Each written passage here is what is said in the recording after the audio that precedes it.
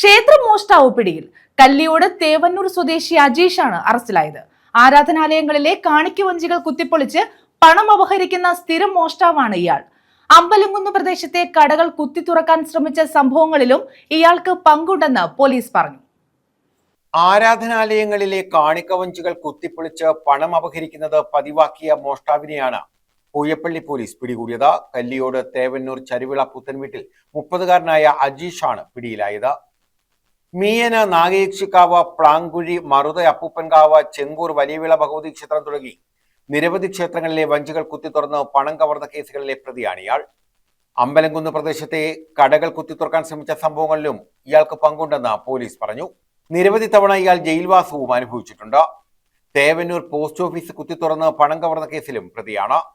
ആരാധനാലയങ്ങളിലെ കാണിക്കപ്പണം ലക്ഷ്യമിട്ട് രാത്രികാലങ്ങളിൽ സഞ്ചരിച്ച് മോഷണം നടത്തുകയായിരുന്നു പതിവ്. ഈയിടെ വഞ്ചി കുത്തിത്തുറന്ന സംഭവത്തിൽ ലഭിച്ച പരാതിയെ തുടർന്ന് പൂയപ്പള്ളി പോലീസ് അന്വേഷണം ശക്തമാക്കുകയും പ്രത്യേക നിരീക്ഷണം ഏർപ്പെടുത്തുകയും ചെയ്തിരുന്നു.